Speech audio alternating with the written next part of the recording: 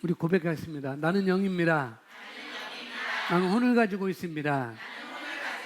나는 몸 안에 삽니다. 나는 영적 존재입니다. 나는 새로운 피조물입니다. 나는 하나님의 자녀입니다. 나는 상속자입니다. 나는 유업을 이을 자입니다. 나는 그리스도 하나입니다. 아멘. 그 잠언서 22장 29절에 보면은 이런 말씀이 있습니다. 자기 일에 충실한 사람을 받느냐? 자기 일에 충실한 사람, 능숙한 사람, 이렇게 또 말을 바꿀 수 있어요. 자기 일에 충실한 사람을 받느냐? 그런 사람은, 자기 일에 충실한 사람은 하찮은 사람을 섬길 인물이 아니다. 그러면서 왕을 섬길 것이다 라고 이렇게 말하고 있습니다. 우리가 뭐 소위 말하는 하나님 나라에서, 하나님 왕국에서 최고의 것을 더 최고의 것, 더 영향력 있는 그런 자리에 우리가 갈 거라고 이렇게 말하고 있습니다. 그건 뭐냐면은 자기 일에 충실한 사람이, 능숙한 사람이 갈 거라는 거죠. 자기 일에 충실한 사람, 능숙한 사람, 자기 일에 충실한 그 사람이 갈 거다라고 이렇게 말합니다.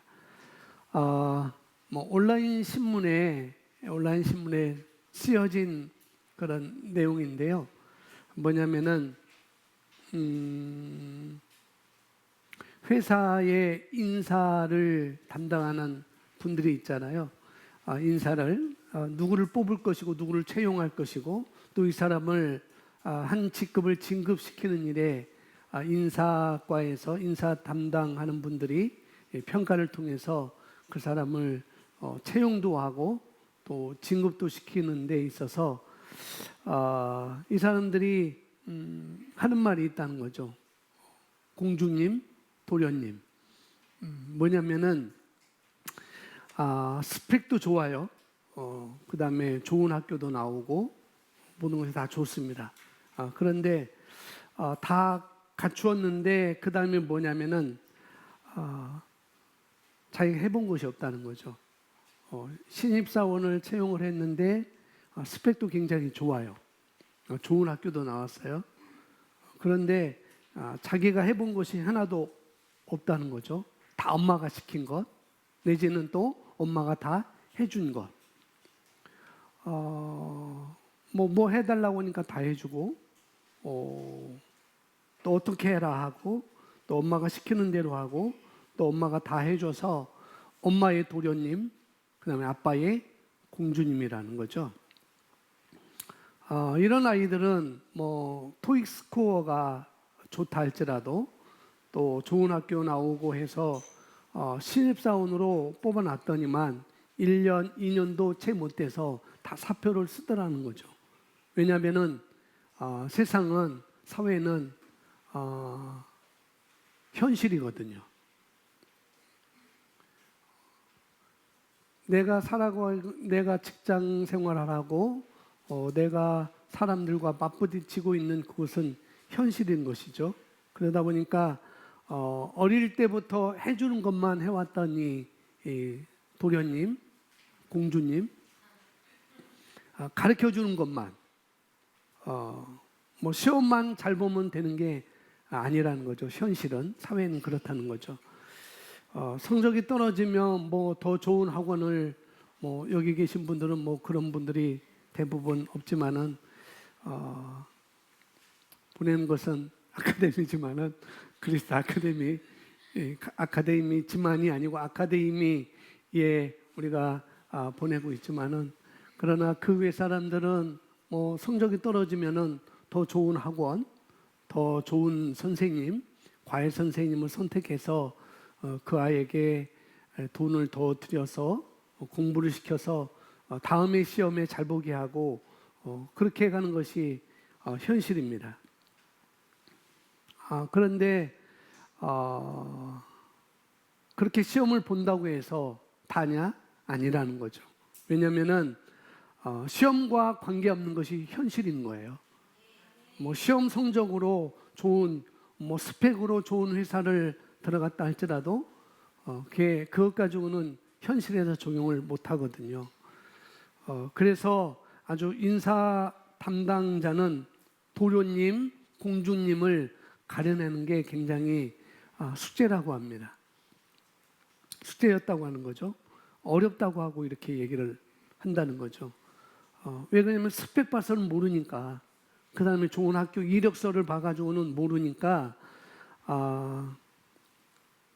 도련님, 공주님을 찾아내서 그런 사람을 무조건 채용시키느냐?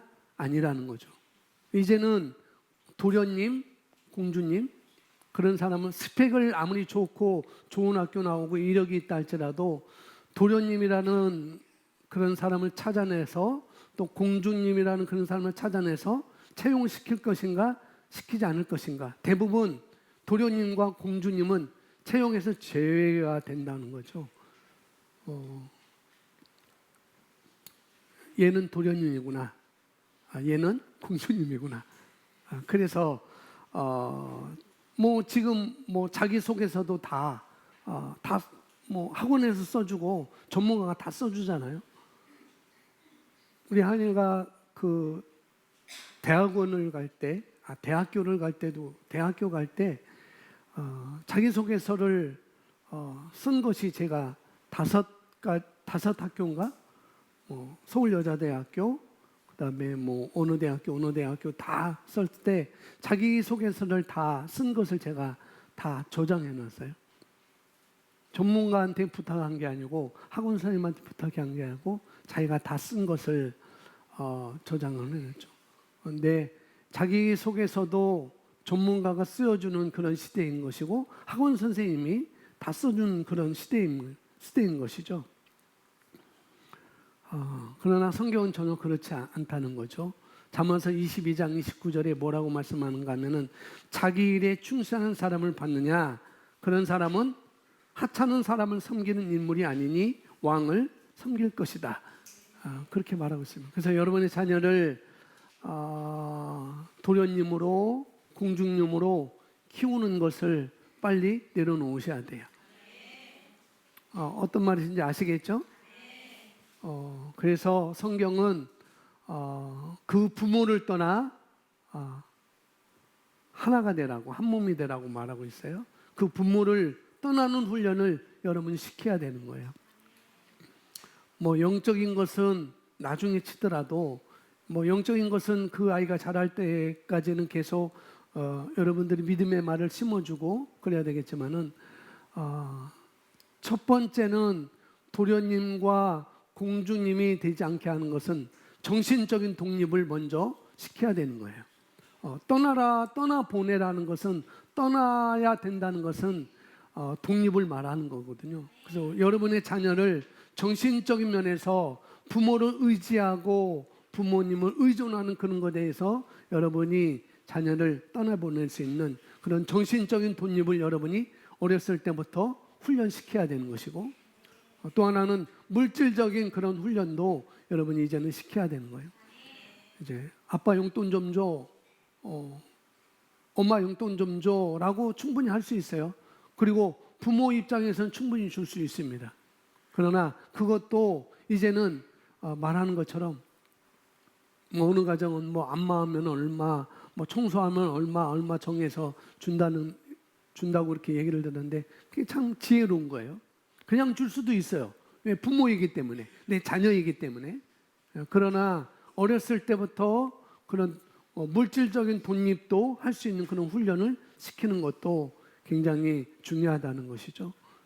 그다음에 영적인 것은 두말할 것도 없고, 어느 수준까지는 여러분들이 영적인 것을 잘 훈련시키고 그 자리에 있도록 해야 되겠지만은, 그러나 그것도 계속해서는 안 돼요. 그래서 자기 일에 충실할 수 있도록, 내가 영적인 자리에 앉아 있고 내가 영적인 자리에 사모하고 기대하는 그런 것까지도 여러분이 충실할 수 있도록, 능숙할 수 있도록 여러분 훈련해야 된다는 거예요. 그런 말씀을 서두로 드리고 싶습니다. 그런 사람은 왕을 섬길 거라고 이렇게 말하고 있거든요. 하찮은 사람을 섬기는 것이 아니라 왕을 섬긴대요. 그래서 여러분 자녀가 도련님, 공주님 되는 것을 여러분 스스로 빨리 내려놓으셔야 돼요. 아멘. 자, 오늘 제목 보면, 이제 본문 들어가서 제목 보면, 제목 함께 읽습니다. 시작. 네, 저와 여러분은 하나님의 최고를 받을 자격이 있다. 그렇게 말하고 있습니다. 이것은 제가 저번에 크리스 오야클레 목사님의 당신의 믿음을 역사하게 하는 법 2장에 있는 끝부분에 있는 것입니다. 2장은 처음 시작은 우리가 이미 믿음을 가졌다고 말하고 있습니다. 그래서 믿음을 가졌는데 그 믿음을 통해서 우리가 뭘 얻게 되는데 그것은 얻지 못하는 것은 문제는 죄가 문제가 아니라는 거죠. 왜? 우리는 구원받았으니까 죄와는 이제는 상관이 없습니다. 우리는 죄인이 아니에요. 그러면서 마지막에 세 번째로는 이것을 말하고 우리는 하나님의 최고를 받을 자격이 있다라고 말하고 있습니다. 그래서 이 책을 다 사셨다고 하는데 보시면 여기 다 나와 있어요. 여기 나와 있습니다. 우리는 믿음이 분량으로 주어졌다고 말하고 있고 문제는 죄가 아니라고 말하고 있고 그 다음에 28쪽에 보면은 당신은 하나님의 최고를 받을 자격이 있다라고 말하고 마치고 있습니다. 이 장을 그렇게 마치고 있어요. 그 내용을 오늘 우리 함께 보도록 하겠습니다. 자, 우리 각자는 하나님의 최고를 받을 자격이 있습니다. 여기서 말하는 자격이 있다고 하는 말은요, 이건 법적인 용어라고도 말할 수 있어요. 그렇게 생각하셔도 좋습니다. 법적인 용어라고, 법적인 거라고. 그리고 이 법은 하나님이 법으로 정해 놓으신 것입니다.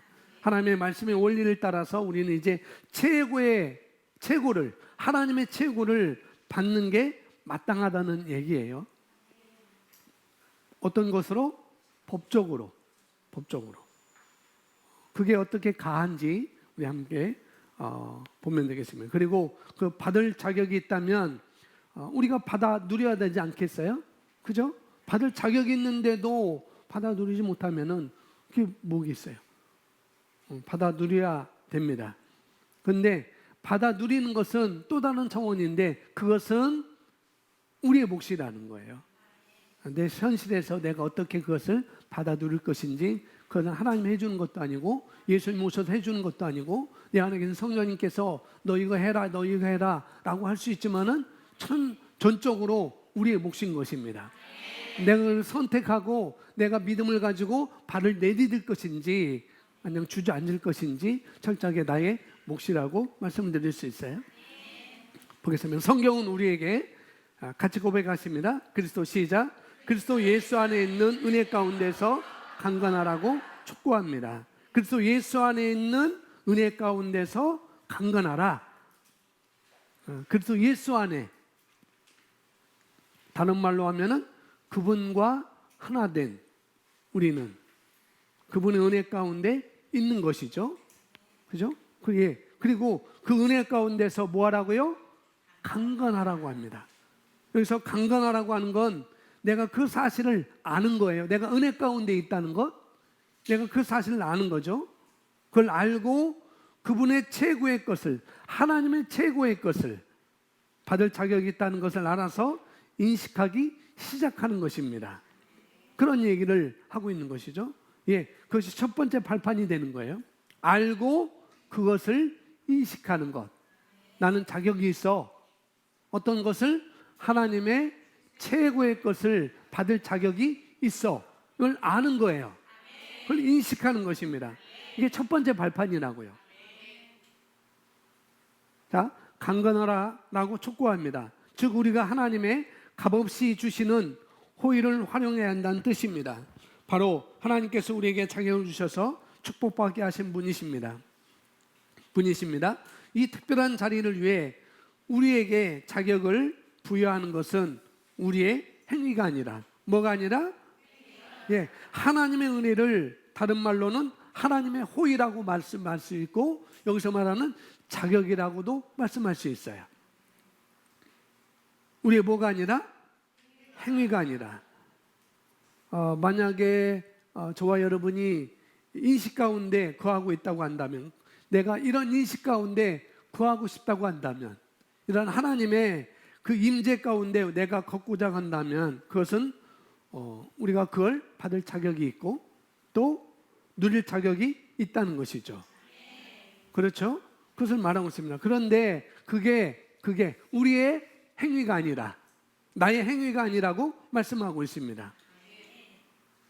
그분이 그러하심을 내가 인식하는 것이죠. 말씀이 그러한 것을, 말씀이 그렇게 말하는 것을 내가 인식하는 것입니다. 뭐라고요? 예, 인식하는 거. 그분이 그러하심, 말씀이 그러하심을 내가 인식하는 거예요. 그러니 내가 말씀보다 도덕적인 관념이나 또 사회적인 규범들을 더 인식하여서 그걸 주장하기 시작하면, 여기서 말하는 그 임재가, 그 은혜 가운데 우리가 걷지 못하게 되는 것이죠. 자격이 있음에도 불구하고 내가 너무나 이 도덕적인 관념 때문에, 사회적인 규범 때문에 그걸 내가 너무너무 주장하다 보니까, 그걸 내가 인식하고 거기에 내가 붙들려 있다 보니까 뭐예요? 내가 하나님의 최고의 것을 받을 자격이 있음에도 불구하고 맛볼 수가 없는 것이죠. 누릴 수가 없는 거라는 거예요. 그걸 말하고 있습니다. 자, 이어서 보시면 이 특별한 자리를 위해 우리에게 자격을 부여한 것은 우리의 행위가 아니라 우리를 대신한 하나님 자신의 행위, 뭐예요? 속량으로 만미한 거는 거죠. 예수 그리스도를 우리를 위해서 내어주신 그 속량 사역을 통해서 주어진 것입니다. 그것이 바로 은혜입니다. 그러면 사도 바울은 우리에게 그 은혜를 활용하라고 권면합니다.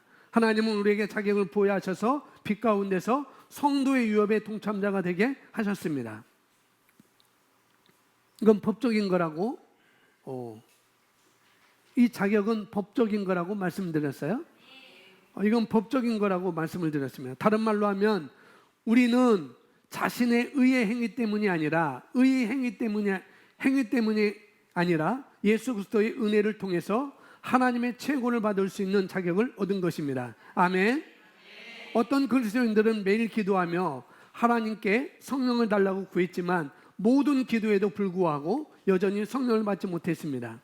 그들의 문제는 기도도 아니고 믿음이 없어서도 아닙니다. 그들의 문제는 무엇을 받는 법을 모른다는 것입니다. 그들은 그들의 선한 행위에 근거해서 성령을 받는 것이라 여겼지만, 우리는 하나님으로부터 받는 것이 우리가 행했던 행위에 따른 것이 아니라 하나님의 은혜에 따른 것임을 알아야 합니다. 그 은혜는 그리스도 예수 안에 있습니다. 예수님께서 우리에게 하나님의 최고를 받을 수 있는 자격을 주셨습니다. 아멘. 우리의 믿음이 역사하기 위해서, 여기 제목처럼 당신의 믿음을 역사하게 하는 법, 내 믿음이 역사하기 위해서 우리는 우리 자신의 인간적인 능력이나 자격이 아니라 그리스도를 신뢰하는 법을 배워야 합니다. 우리는 아벨의 피보다 더 나은 것을 말하는 예수 그리스도의 피를 신뢰해야 합니다. 그래서 히브리서 12장 24절에 새 언약의 중보자이신 예수와 및 아벨의 피보다 더 나은 것을 말하는 뿌림피니라라고 말하고 있어요. 이것을, 예수 그리스도의 피를 우리가 신뢰를 해야 된다는 거죠. 어린 양의 피, 그리고 그것을 내지는 증언하는 우리의 입술의 고백인 것이죠. 그걸 또 12장에서 말씀하고 있습니다. 자, 하나님께서 우리를 축복하지 않을 수 없는 이유는 바로 예수 그리스도의 때문입니다. 하나님께서 저와 여러분을 축복하지 않을 수 없는 이유는, 축복해야 되는 이유, 반드시 축복을 해야 되는 이유, 그것은 바로 예수 그리스도 때문입니다. 아무것도, 심지어 죄조차도 우리가 하나님으로부터 최고의 것을 받지 못하도록 자격을 박탈할 수 없습니다. 이와 같은 진리를 우리 각자의 심령에 심으셔야 합니다. 우리는 하나님께서 그리스도 예수 안에 있는 모든 자를 위해 마련하신 모든 좋은 것들을 받을 자격이 있습니다. 그래서 가장 좋은 은사와 온전한 선물이 다 위로부터 빛들의 아버지께로부터 온다고 말씀하고 있어요. 그걸 우리가 받을 자격이 있습니다. 그런 것들을 가장 좋은 은사, 아주 좋은 것들, 좋은 선물, 은사는 선물이잖아요. 가장 좋은 은사와 온전한 것들을 우리가 받을 자격이 있다는 것. 너무 마땅한 얘기죠. 그 누구도 우리가 하나님께로부터 하나님의 최고의 것을 받을 자격을 박탈해 갈 만한 것이 없다는 것이죠. 심지어 죄조차도, 무엇조차도? 죄조차도 그것을 박탈해 갈 일이 없다는 거예요. 성경은 아무도 자랑하지 못하게 하려고 행위가 아니라 그리스도 예수 안에 있는 은혜를 통해 그 자격을 주셨다고 말씀합니다. 에베소 2장 8절 9절에서 말씀하고 있죠. 이 점을 이해하십시오. 새로운 피조물과 거듭나지 않은 사람 사이에는 엄청난 차이가 있습니다. 새로운 피조물은 죄를 짓지 않아서 의로운 것이 아니라 의 안에서 재창조된 의로운 사람인 것입니다. 따라합니다. 나는 의인입니다. 나는 의인이 되었습니다. 예, 의인이기 때문에. 저와 여러분이 그렇다는 거죠. 여러분 성경을 갖고 있으면 펴서 에베소 2장 8절 9절 말씀을 보시면 되겠습니다. 한번 보도록 하겠습니다. 에베소서 2장 8절 9절 말씀. 여러분 성경 펴놓으시고 제가 확대 번역 성경으로 읽겠습니다. 들으시고 눈은 여러분 성경을 주시하면 되겠습니다. 너희는 값없는 은혜, 즉 하나님의 분에 넘치는 호의에 의하여 너희의 믿음으로 말미암아 구원을 받았으니 심판으로부터 옮겨져 그리스도의 구원에 참여하는 자가 되었으니 이것 즉 구원은 너희에게서 난 것, 즉 너희의 행위에 속한 것, 너희 자신의 노력으로부터 온 것이 아니요 하나님의 선물이라. 9절 행위에서 난 것이 아니니 즉 율법의 요구를 만족시켰기 때문이 아니니 이는 누구든지 자랑하지 못하게 하랍니다. 그것은 누군가 할 수 있는 것의 결과가 아니기에 누구도 자신을 자랑하거나 자신에게 영광을 돌리지 못하게 하려 함이라. 확대 번역 성경에 이렇게 나와 있습니다. 우리가 구원 이렇게 얘기할 때 대부분 예전에는 우리가 행동과 계속 연관지었습니다. 내가 어떤 행동을 해야 내가 의로운 사람이고 의인이 된 것 같고 구원을 받은 것 같은 그런 것을 많이 가르쳐 왔어요. 그래서 그런 생각들을 많이 하고 있습니다. 그런데 클리어하게 아주 정확하게 아주 명확한 그런 의와 구원에 대한 개념이 잘못된 경우를 우리가 많이 볼 수가 있어요. 그래서 여기서 구원은 하나님 앞에서 우리가 한 행동이나 성과와는 아무런 상관이 없습니다. 의 또한 그런 거예요. 우리가 구원받은 것 오직 그리스도가 대신 어떻게 해요? 고통과 승리의 부활을 통해서 우리에게 전가된 것입니다. 우리에게 온 거라는 거죠. 그래서 하나님의 선물은 은혜로 구원을 받은 것이라 라고 2장 8절에서 말씀하고 있어요. 그 은혜를 저와 여러분이 믿음으로 취한 것이죠. 그러니 우리가 뭘 잘해서가 아니라 내가 어떤 성과를 내서가 아니라 어떤 노력으로 온 것이 아니라 은혜라고 하는 거예요. 은혜. 하나님의 최고를 받을 자격은 바로 은혜인 것입니다. 내 노력이 아니라는 거예요. 그래서 우리 것을 하나님의 선물이라고 이렇게 얘기를 하고 있어요. 그리고 2장 10절에 보면은 이것을 미리 정하셨대요. 아주 오래전에 미리 정하시고 예정하시고 또 자격을 부여하시고 우리 가운데 은혜로 말미암아 그 은혜를 값없이 우리가 받을 뿐만 아니라 그걸 가지고 선한 일을 하도록 우리를 창조하셨다고 말씀을 하고 있습니다. 이어서 보시면 거듭났을 때 우리는 더 이상 죄인이 아니라 성도입니다. 우리는 하나님의 의로우신 만큼 의롭게 됩니다. 거기 읽어보겠습니다. 우리는 시작. 우리는 하나님의 의로우신 만큼 의롭게 됩니다. 나는 하나님의 의로우신 만큼 나도 의롭게 되었습니다. 왜냐하면 하나님께 우리에게 하나님의 자신의 의를 주셨기 때문입니다. 같이 고백합니다. 하나님께서 시작.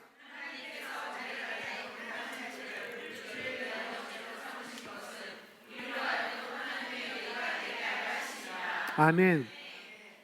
하나님께서 죄를 알지 못하시는 그는 누구예요? 예수 그리스도. 예수 그리스도를, 하나님께서 죄를 모르시는 예수 그리스도를 저와 여러분을 위해서 죄로 삼으신 것은, 이유가 뭐라고요? 우리로 하여금, 죄인인 우리로 하여금 하나님의 의가 되게 하려 하심이라. 그래서 우리가 우리의 행위로서가 아니라 예수 그리스도로 말미암아, 그분의 은혜로 말미암아, 그분의 속량으로 말미암아 우리가 믿음으로 의롭게 된 것입니다. 내 행위가 아니라는 거죠. 내 성과가도 아니고 내 노력도 아니라는 것입니다. 아까도 말씀드렸듯이 의하면 우리가 자꾸 행동으로 생각해요. 행동. 뭔가 내가 선한 일을 해야 되지, 내가 착한 일을 해야 내가 의롭게 된 것이지 라고 자꾸 우리가 행동으로 우리가 나아갈 수 있습니다. 그러나 우리가 거듭날 때 내가 예수님을 나의 주님으로 내가 고백하고 시인하고 받아들였을 때 바로 영생하는 생명이 우리에게 주어졌습니다. 우리 영생하는 생명의 본성이 바로 의라는 거예요. 그 영생하는 생명이 우리에게 주어졌는데 바로 그것이 뭐라고요? 의라고 말씀을 하고 있습니다. 우리가 그것으로 의롭게 됐습니다. 그래서 우리가 거듭나면서 이제 죄인이 아니라 의인, 다른 말로 성도로 다시 태어났습니다. 그래서 우리가 알고 있듯이 이 의는 두 가지로 이렇게 말할 수 있겠는데요. 하나는 하나님 앞에 바로 설 수 있는 상태, 그걸 말하고 있죠. 의의 정의. 그래서 어떤 정죄감이나 열등감이나 죄책감 없이 설 수 있는 상태를 말하고 있는 것이고, 또 하나는 바로 그 의는 바른 것을, 바른 행동과 바른 생각과 바른 선택을 할 수 있는 그런 올바름을 생산해내는 능력이라고 말하고 있습니다. 그러므로 하나님이 죄인의 기도에 응답하지 않을지라도 그것은 거듭난 저와 여러분에게 해당되지 않습니다. 우리는 그리스도 예수 안에서 하나님의 의입니다. 우리는 죄인이 아닙니다. 죄인은 그리스도 예수 안에 있는 하나님의 생명과 본성을 지니지 않은 사람입니다. 그런데 왜 많은 그리스도인들이 기도하지만 받지 못할까요? 죄인도 아닌데, 그렇죠? 죄인도 아닌데 죄가 우리를 막을 수도 없는데, 죄조차도 하나님의 최고의 것을 받는데 그건 방해물이 되지 않는데, 그런데 죄가 우리를 막을 수 없는데 그리스도인들이 기도함에도 불구하고 왜 내가 원하는 것을, 그분이 하나님의 최고의 것을 받을 자격이 있다고 말하고 있는데, 그것도 법적으로, 이미 법적으로 딱 정해졌어요. 그것을 우리에게 정해놓은 바임에도 불구하고 왜 그것을 우리가 받지 못하는 거냐는 거죠. 왜 받지 못하느냐?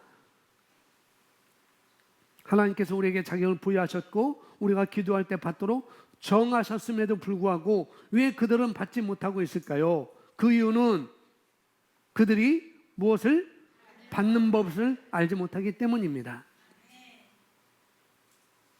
자격이 부여졌다는 것 이제 아시겠죠? 최고의 것을 받을 자격이 우리에게 부여졌습니다. 우리는 이미 자격이 부여진 그런 존재입니다. 더 나아가서는 자격만 부여된 것이 아니라 그 다음 무엇입니까? 기도할 때 받도록 허락되어 있어요. 정해져 있어요.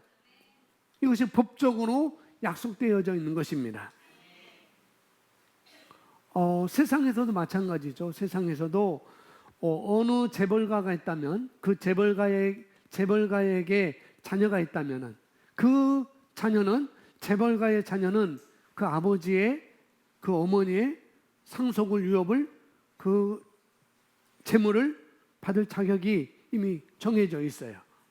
자녀가 물려받게 돼 있어요. 법적으로 뭐 장자는 몇 퍼센트, 차자는 몇 퍼센트, 뭐 딸은 몇 퍼센트, 출가한 딸은 몇 퍼센트, 그 다 법으로 정해져 있습니다. 법적으로 정해져 있어요. 그런데 그것을 상속이라고 하는 그 재벌가가 죽은 다음에 그 자녀들이 상속이라는 것을 그런 법적인 절차를 통해서 우리가 그 자녀가 받을 수가 있는 것이죠. 그런데 그럼에도 불구하고 왜 못 받느냐는 거죠. 그렇게 정해져 있는데도. 둘 다 법적인 것입니다. 둘 다 법적인 거예요. 자격도 법적으로 주어졌고, 그 다음에 그럼에도 불구하고 왜 못 받느냐? 받는 것이 법적으로 정해졌고 받는 것이도 마땅한데도 마땅하다고 그건 법적으로 정해져 있어요. 그런데 이제 한 가지 요구만 우리에게 남아 있는 것입니다. 법적으로 정해져 있고, 보시면 왜 그들은 받지 못하고 있을까요? 이유는 그들이 받는 법을 알지 못하기 때문입니다. 역시 마찬가지로 법입니다. 법. 받는 원리가 있다는 거죠. 받는 법칙이 있다고 이야기를 하고 있습니다. 그것을 알지 못하기 때문에 그렇다는 것입니다. 안다면 발걸음을 내디뎌요. 그런데 정작 알아야 할 때 모른다는 것이 문제인 거죠. 알아야 되는데 모르는 거예요. 그래서 못 받는 거예요. 그래서 알아야 할 때가 언제인지 한번 보시겠습니다. 그냥 어떻게 받는지 정확하게 아시면 되겠어요. 그리고 그렇게 살면 되는 거예요. 자, 어떻게 언제 알아야 할 때가 언제인지. 예수님은 기도하는 법과 동시에 응답받는 법을 알려주셨습니다. 같이 고백합니다. 마가복음 11장 24절. 그러므로 내가 너에게 말하노니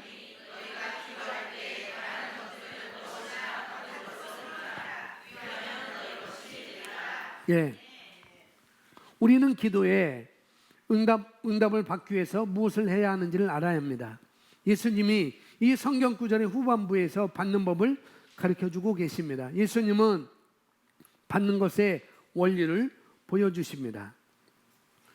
받는 원리의 핵심이 무엇인가 하면은 내가 구한 것, 내가 원하는 것, 그리고 그걸 내가 믿고 내 발걸음을 내디뎠다고 한다면 그건 뭐라고요?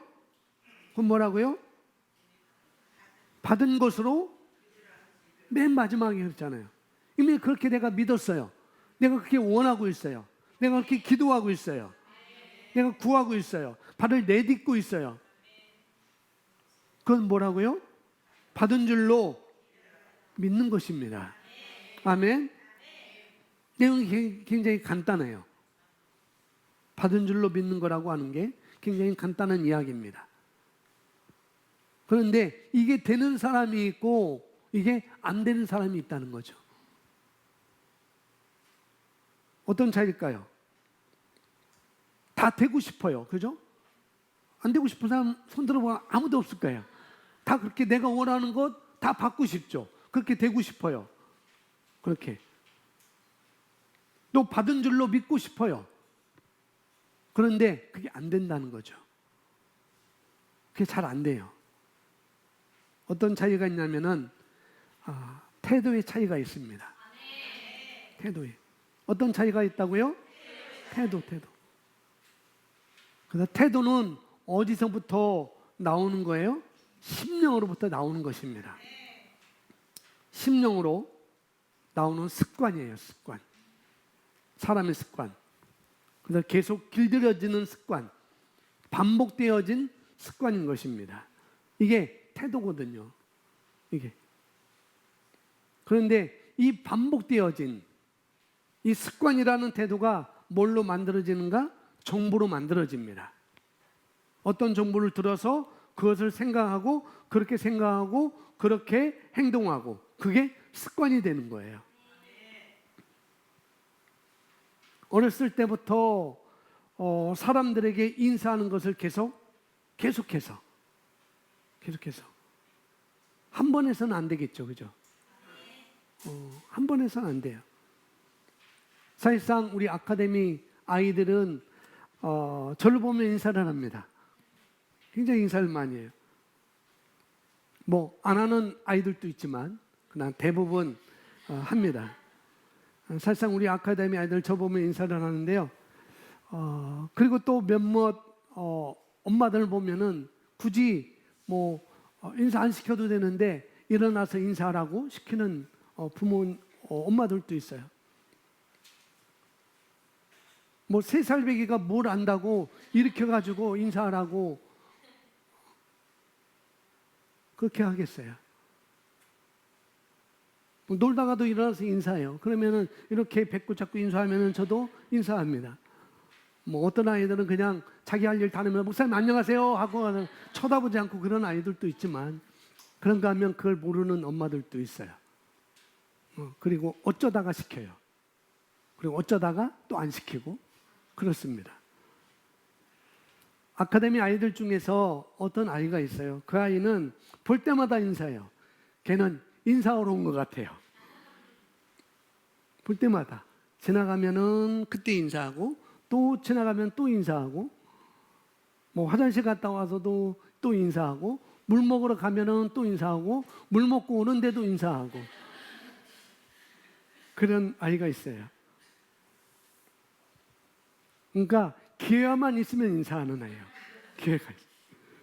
그렇게 인사를 한다고요. 근데 인사를 해도 아까 말한 바른 자세로 인사하는 아이도 있고 또 그렇지 않은 아이들도 있습니다. 구분이 그렇게 또 되기도 합니다. 인사를 바르게 하는 아이는 최소한 그 아이는 자라서 최소한 목사라고 하는 그 인격한테 존중하는 것이 몸이 배겠죠. 그런 사람은, 그런 아이는 그럴까요? 안 그럴까요? 그럴 수 있습니다. 그게 자기 몸에 뵐 거예요. 그게 뭘 이루어요? 가치관과 태도를 이루는 것입니다. 그런 친구가 여기 앉아서 말씀을 듣는다. 어떻게 듣겠습니까? 뭘로 받겠어요? 심령으로 받겠죠. 그리고 그 삶의 습관이 분명히 그렇게 길들여질 것입니다. 그리고 그렇게 길들여지면 그렇게 살 거라는 거죠. 분명히 그렇습니다. 근데 그렇게 훈련되지 않은 친구들도 있다는 거죠. 목사라고 하는 인격한테 그게 그렇게 중요한 가치가 되지 않는 것이죠. 어떤 아이에게는. 저를 예를 든다면 그런 거예요. 그러니까 들을 때도 건성으로 듣겠죠. 분명히.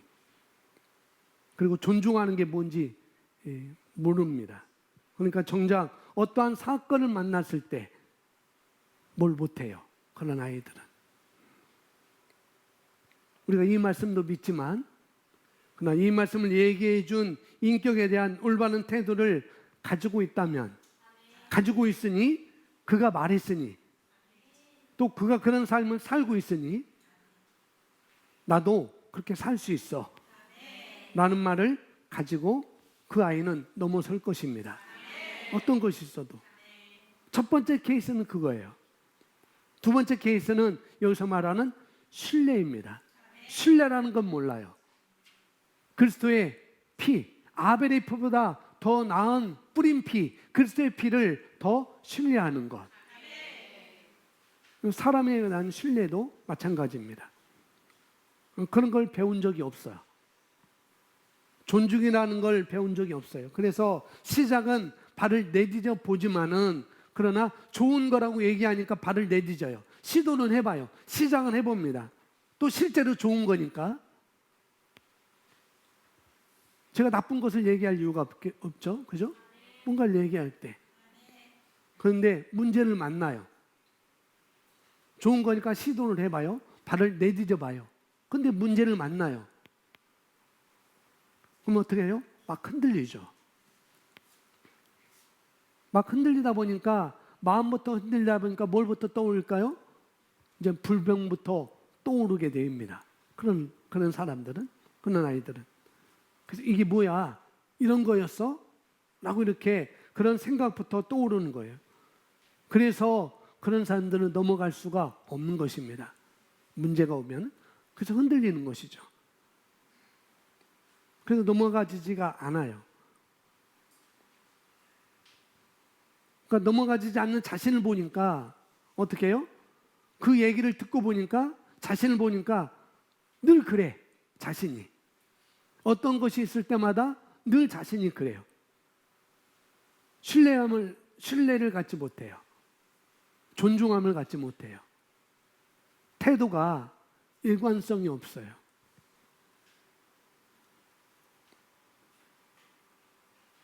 평상시 감사의 말이 넘치기보다는, 믿음의 말이 넘치기보다는 그런 감사의 말, 그런 믿음의 고백을 다룰 수가 없었던 것이죠.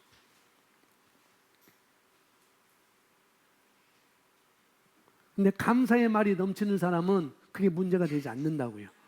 어떤 것이 와도 문제가 되지 않습니다. 그게 뭐냐면은 바로 믿음의 태도라는 거예요. 믿음의 태도.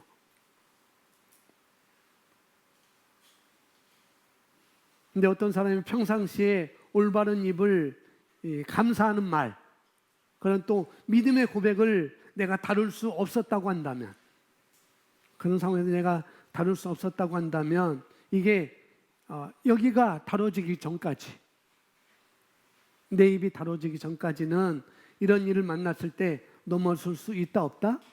없다는 거예요.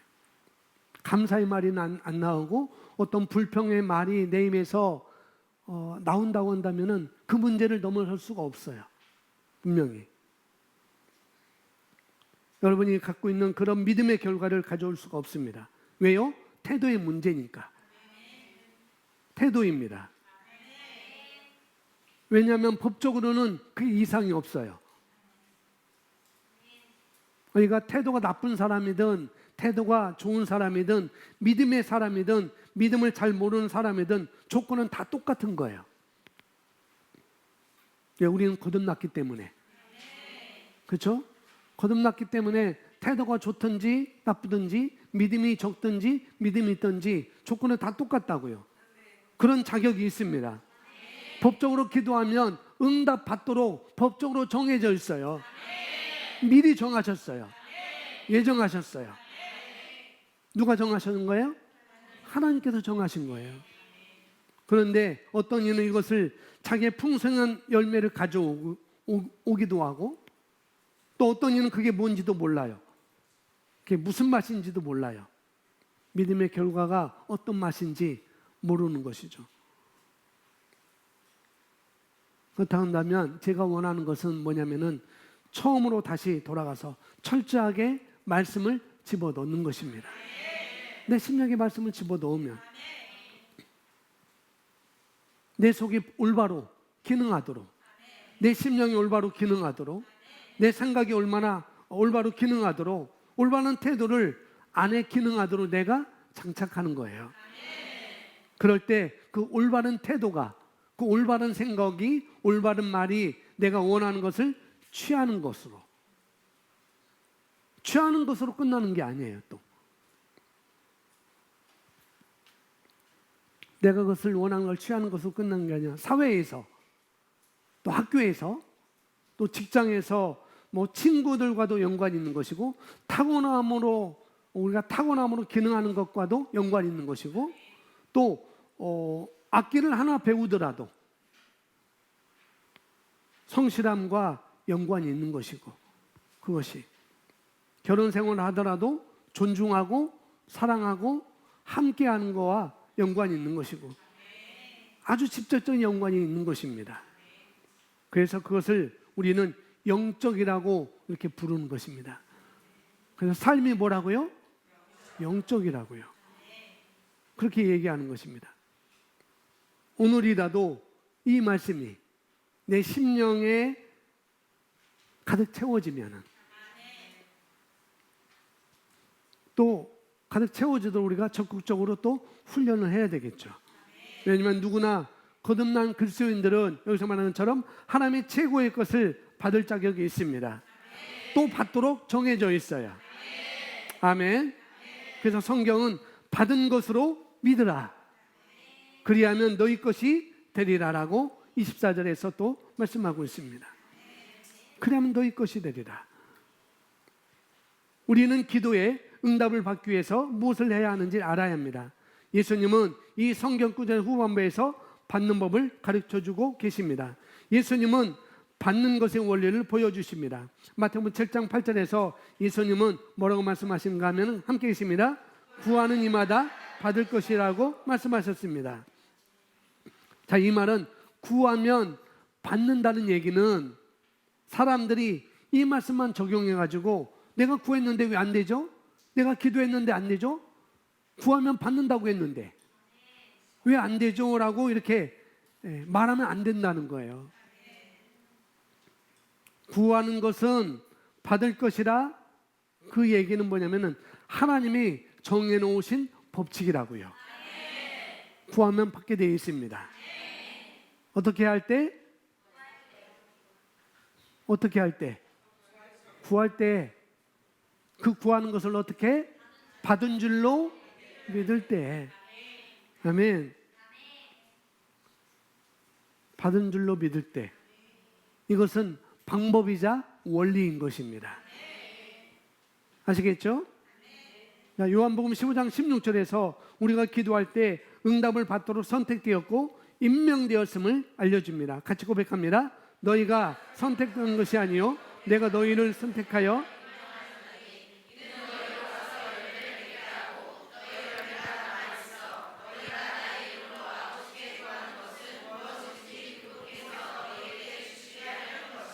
아멘. 너희가 선택한 것이 아니요 내가 너희를 선택했고, 우리가 선택되어졌어요. 아멘. 그리고 임명됐습니다. 자격이 부여된 것입니다. 단지 예수님을 믿은 것뿐인데 너무 감사하죠. 그래서 처음에 그것은 하나님의 선물이라고 그랬어요. 그건 은혜라고 그랬습니다. 내가 믿은 것뿐인데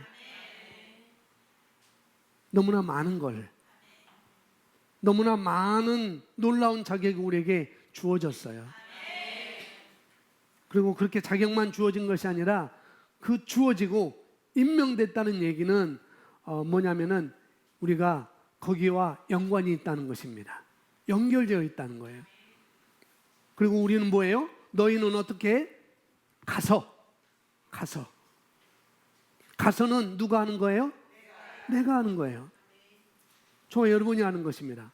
세상으로 가서, 내 마차로 가서, 내 삶의 영향으로 가서, 내 결혼 생활로 가서, 내 직장 생활로 가서, 내가 있는 조직으로 가서 어떻게 열매를 맺는 것입니다.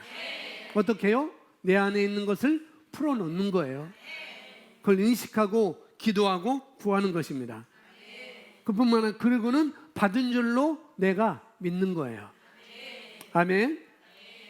자, 예수님은 의도하신 바를 말씀하셨고 말씀하신 그대로 의도하셨습니다.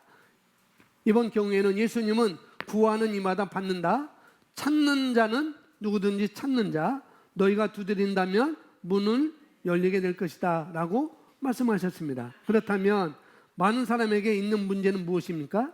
그들은 왜 받지 못하고 있습니까? 받는 것이 없다면 기도는 아무 소용이 없습니다.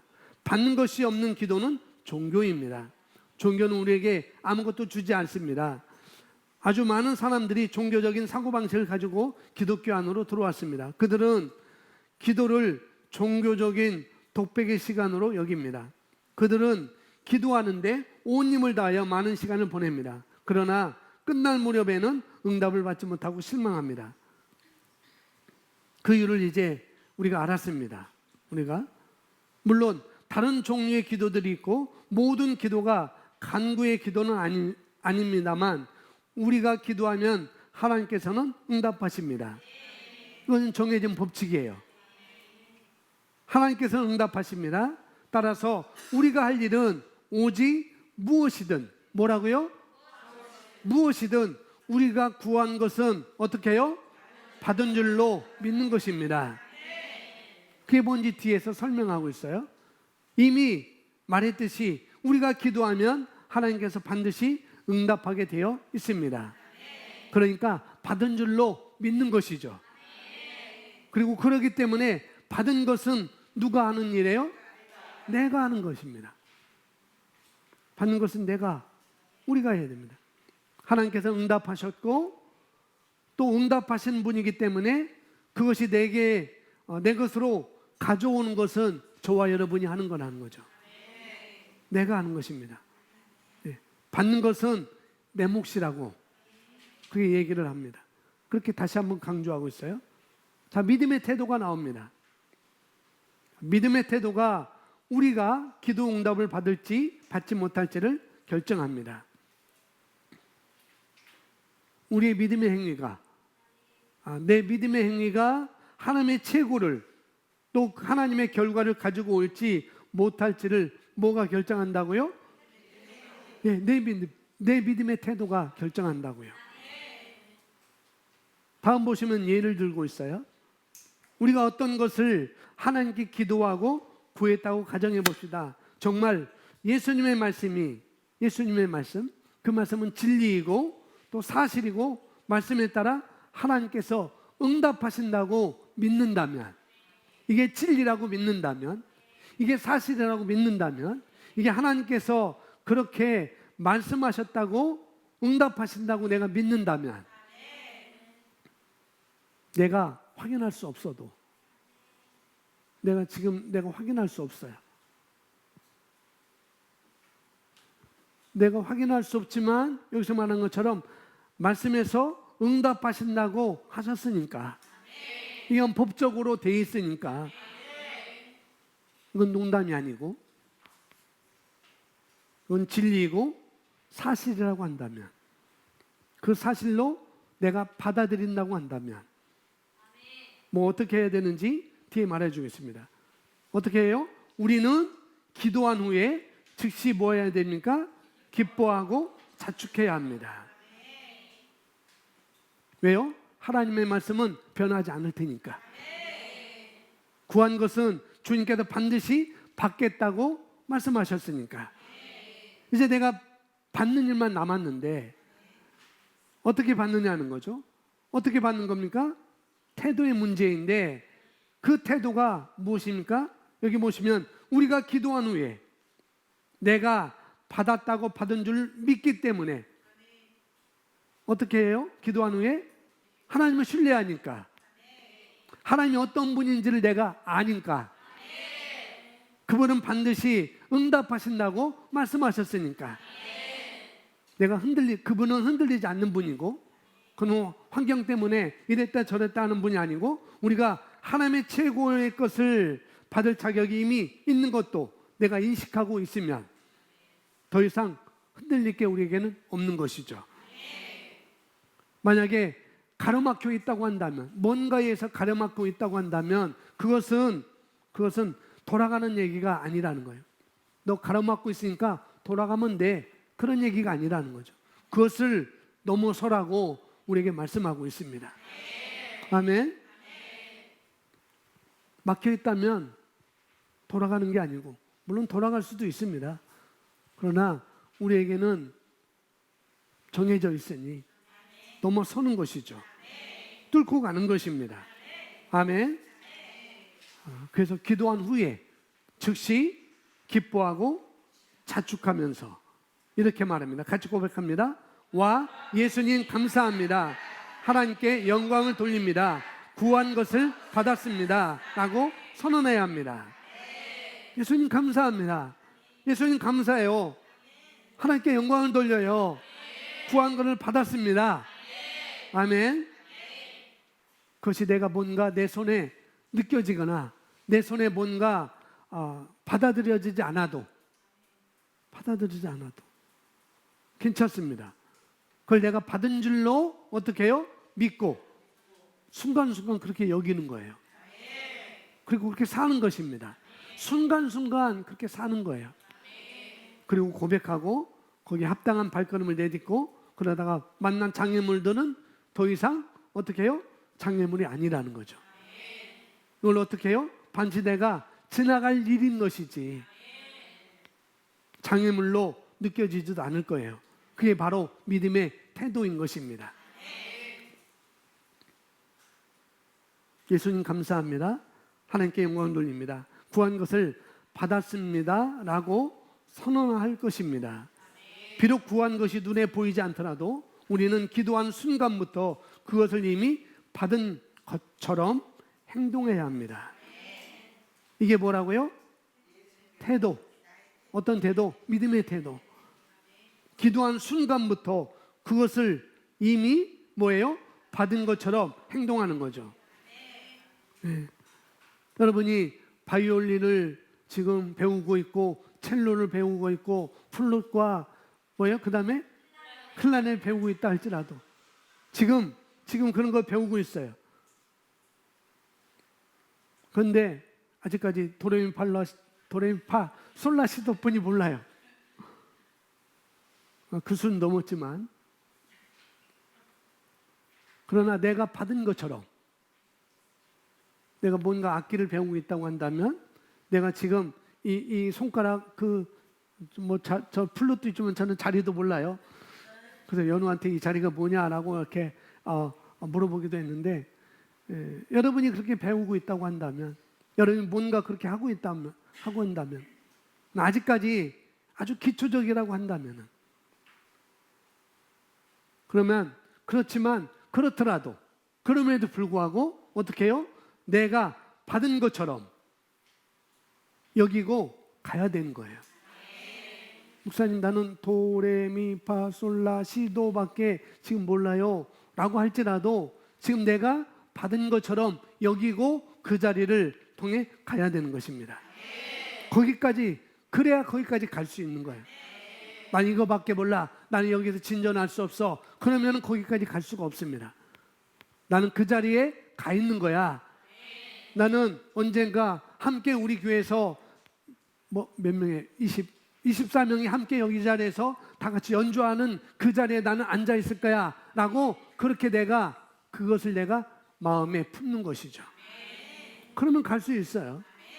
그러면 그 자리에 앉을 수 있습니다. 아멘. 그런 사람만 가는 것이죠. 근데 거기까지 못 가는 사람은 그 사람은 받은 줄로 믿는 게 뭔지 모르기 때문에 중간에 포기하는 거고요. 그렇습니다. 뭘 시작하든 그렇게 우리가 시작하는 것입니다. 아멘. 그렇게 가는 거고 그리고 그렇게 하도록 옆에서 좀 도와주면 되는 거예요. 옆에서. 지금이 발걸음을 뗄 때야. 지금이 믿음으로 말할 때야. 지금이 믿음의 태도를 가질 때야라고 옆에서 여러분이 도와주는 거예요. 혼자서는 할 수 없어요. 물론 할 수 있는 사람도 있지만 그러나 둘이 같이 하면 삼겹줄은 끊이지 않는다고 그랬어요. 아멘. 더 힘이 있다고 그랬어요. 그래서 우리나라 그게 일환지 뭔지 알죠? 그랬다잖아요. 형제들이 하도 싸우니까 아버지가 빗자루 만들 수 있는 쌀이나무 갖고 해서 하나씩 가봐라, 하나씩 잡아봐라, 부러뜨려봐. 그러니까 다 부러뜨리는 거예요. 그래서 또 2개 가지고 했어요. 2개씩. 2개 부러뜨려봐. 2개 부러뜨리는 거예요. 3개도 부러뜨려봐. 부러뜨렸어요. 근데 10개 가지고는 아무도 못 들었어요. 하나는 이렇게 쉽게 부러질 수 있고 망가질 수 있지만 그러나 너희가 함께 협력하면은 부러지지도 않고 든든히 빗자루 하나를 만들 수 있는 거야. 그것입니다. 뭔가 부족하다고 하면은 뭔가 힘들다고 하면은 나는 아직까지 거기에 발을 못 딛겠어요 하면은 옆에 사람에게 요청하세요. 리더에게 요청하세요. 같은 멤버에게 요청하세요. 요청하되 믿음으로 말하는 사람, 믿음의 태도가 있는 사람, 그러면 되는 것입니다. 아멘. 지금의 발걸음을 떼야 될 때라고 여러분 말해 주시면 됩니다. 마지막 읽습니다. 이것이 바로 예수님께서 말씀하신 바입니다. 이것이 받는 원리입니다. 우리는 기적을 주신 하나님께 기뻐하고 찬양을 들음으로써 우리 자신의 마음을 행하고 나타내기 시작합니다. 아멘. 그래서 성경에서 어렸을 때부터 뭐예요? 올바른 태도를 길러주는 게 중요하다고 말씀을 드렸습니다. 마땅히 행할 바를 가리키는 것이 중요하다고 말씀을 드렸죠. 만약에 우리가 어렸을 때, 근데 그런 게 안 되는 분이 있잖아요. 여러분 어떻게 어릴 때로 다 돌아갈 수 있겠어요? 최군사님이. 성경에 보면은 디모데를 빼고는 내가 어릴 때부터 내 외조모와 내 어머니와 너를 통해서 믿음의 그런 흐름이 계속 와 있지 않느냐라고 말하고 있잖아요. 디모데는 같은 경우는 어릴 때부터 그런 훈련이 되어 있었어요. 근데 우리는 지금 나이 30, 40, 50이 됐잖아요. 60이 됐잖아요. 그럼 우리가 어릴 때로 어떻게 돌아가겠어요? 괜찮습니다. 성경에 보면은 베드로가 어렸을 때 예수님 만났나요? 아니에요. 청년 때 만났어요. 결혼하고 만났습니다.